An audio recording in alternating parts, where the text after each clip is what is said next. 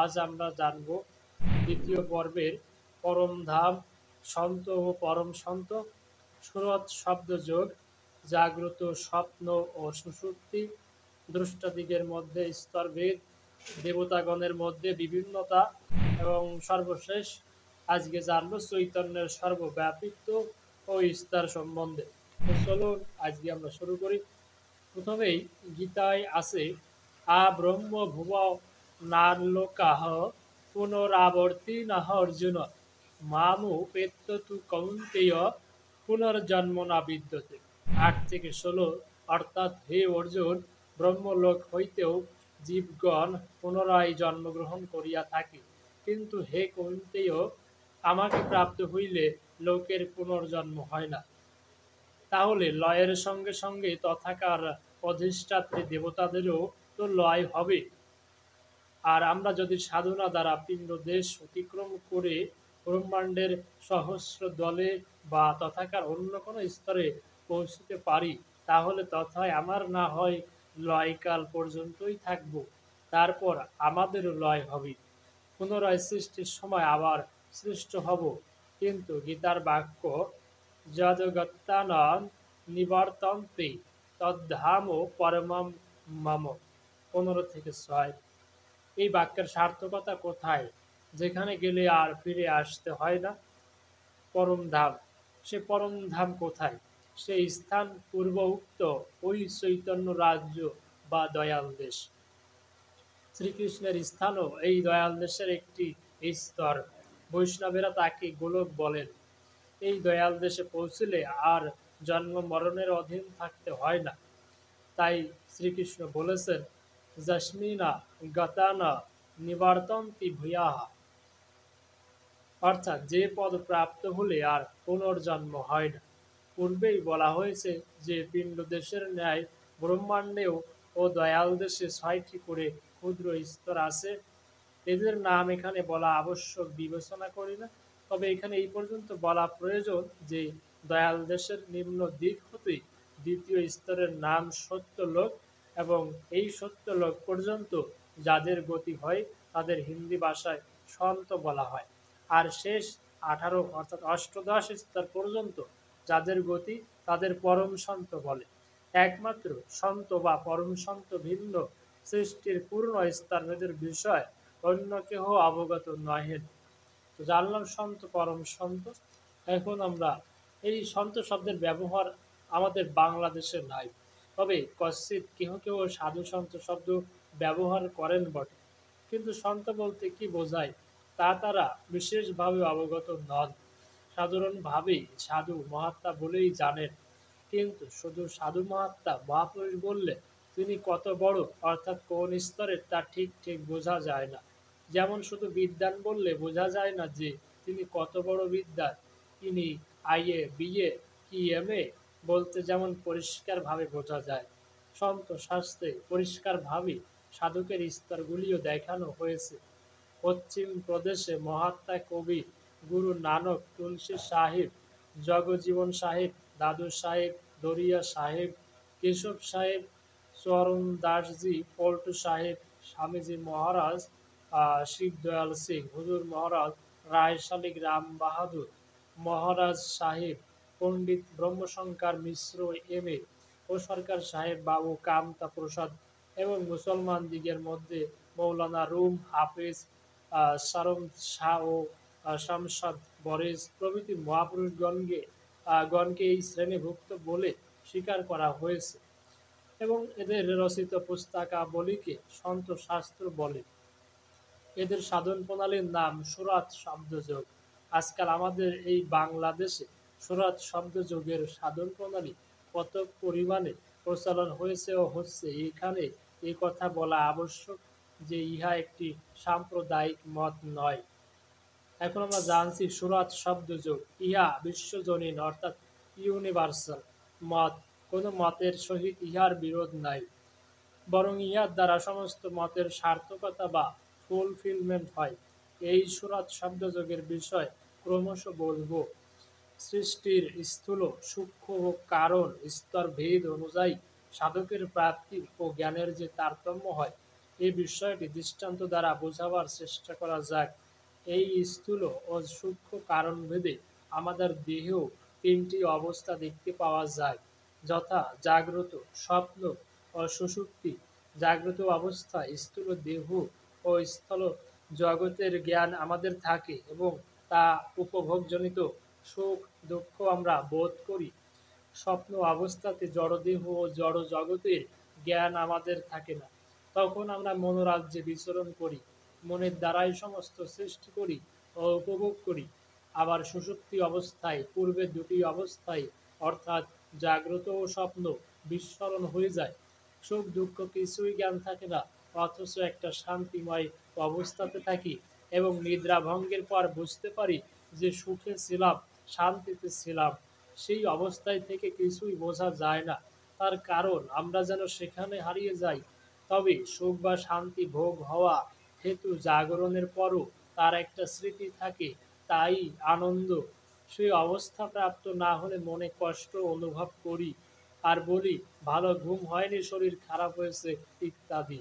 সারাদিন পরিশ্রম করে ক্লান্ত হয়ে মনে করা যায় যে কাল প্রাতে আর কাজ করতে পারবো না, শরীর বইবে না।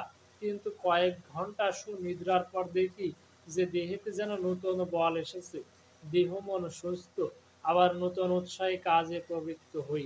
ইহা দ্বারা এই বোঝা গেল যে আমাদের মন যখন যে স্তরে বিচরণ করে তখন সেই স্তর অনুযায়ী ভাবে ভাবিত হয় এবং স্থূল দেহেতেও সেই ভাবের প্রভাব বিস্তার করে। মনের ভাবই শরীর, সুতরাং শরীরেও সেই ভাবের প্রকাশ পায়। এই স্তরভেদে ভাবের বা জ্ঞানের বিভিন্নতার হেতু হলো চৈতন্যের বিকাশের পার্থক্য, অর্থাৎ চৈতন্যের বিকাশের অল্পতা বা আধিক্য। আবার এই বিকাশের তারতম্যের কারণ হলো মূল কেন্দ্র হতে দূরত্ব এবং সূক্ষ্ম ও স্থূল মায়াযুক্ততা। যেখানে মায়ার আবরণ কম সেখানে চৈতন্যের বিকাশ বেশি, এবং যেখানে মায়ার আবরণ বেশি সেখানে চৈতন্যের বিকাশ কম। আর এই চৈতন্যের বিকাশের তারতম্য অনুসারে জ্ঞানের ও ভাবের তারতম্য হয়ে থাকে। আমাদের এই জড়দেহে যেমন জাগ্রত, স্বপ্ন ও সুষুপ্তি আছে, প্রতি স্তরে তেমনই তথাকার ভাব অনুযায়ী এই তিনটি অবস্থা আছে। কিন্তু এই জড়জগতের তুলনায় স্তরভেদে চৈতন্যের জাগরণের সঙ্গে সঙ্গে সেই স্তরের তিনটি অবস্থা ক্রমশ বেশি জ্ঞানময়, আনন্দময় হতে থাকে।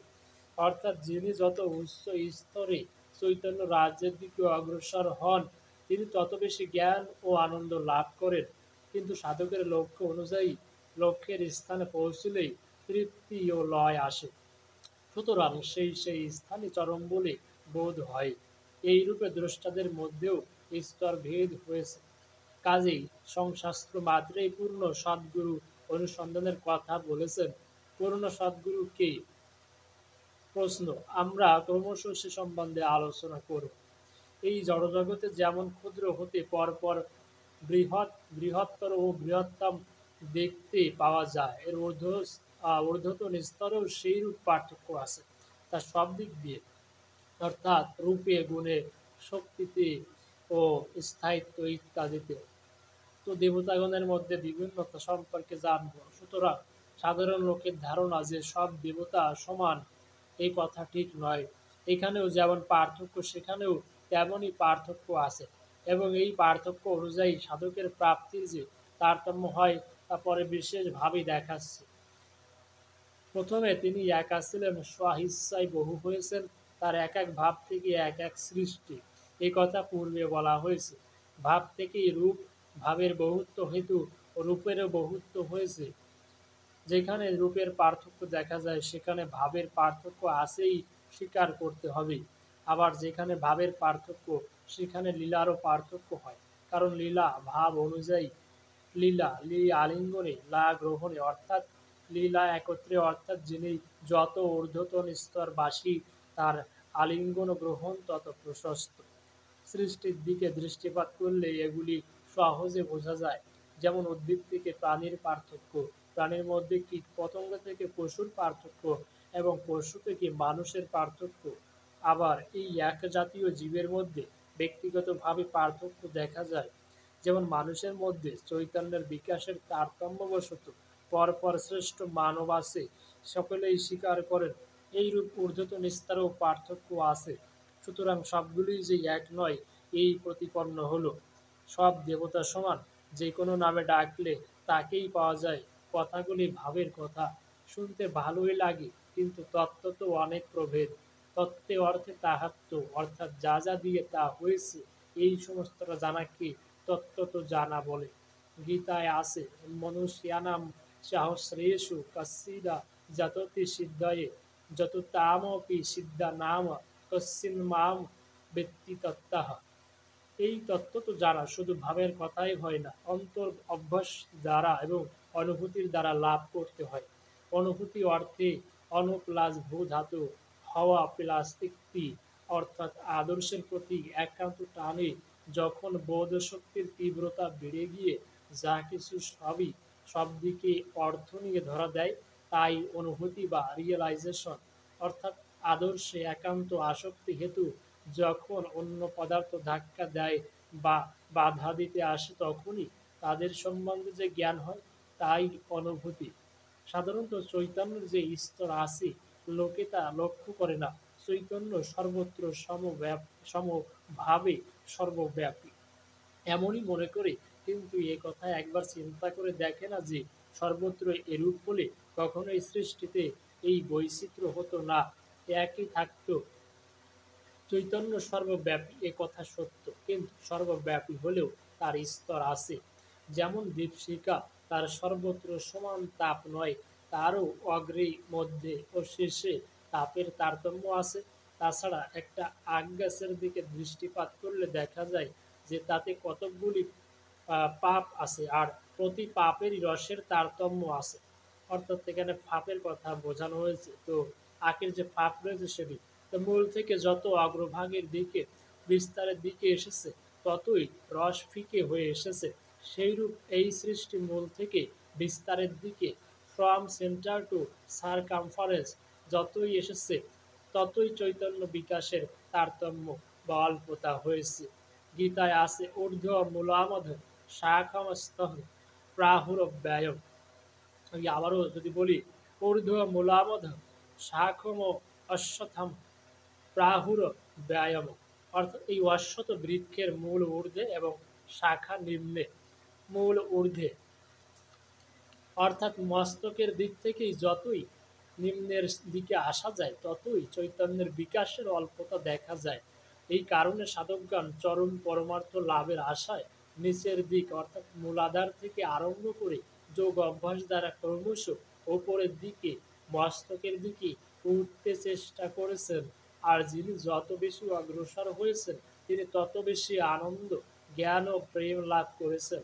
এই স্তরভেদগুলি মনের দ্বারা অনুভব বা কনসিভ করতে হয়। তাই সাধকগণ সাধনার দ্বারা ওই সমস্ত বিভিন্ন স্তরের ভাব অনুভব বা কনসিভ করেছেন, অর্থাৎ সেই স্তরের জ্ঞান ও ভাব লাভ করেছেন। এবং জ্ঞান ও ভাব লাভ হেতু তাদের চরিত্র কার্যকলাপও তাদ অনুরূপ হয়েছে। এখন এই সমস্ত জ্ঞান ও অবস্থা কি প্রকারে লাভ করা যায়, ক্রমে তাই বলছে। তো দ্বিতীয় পরিচ্ছেদ দেহতত্ত্ব বা শ্রেষ্ঠ তত্ত্ব এখানেই আজকে সমাপ্ত হলো। আমরা পরবর্তী ভিডিওতে জানবো তৃতীয় পরিচ্ছেদ সদ্গুরু, সৎ নাম ও সৎসঙ্গ এই বিষয়ে। আজকে পর্যন্তই সকলকে ভিডিওটি ধৈর্য সহকারে দেখার জন্য জানাই ভক্তি বিনম্র প্রণামান্তের আনন্দিত জয়গুরু এবং সকলকে অসংখ্য ধন্যবাদ। জয়গুরু।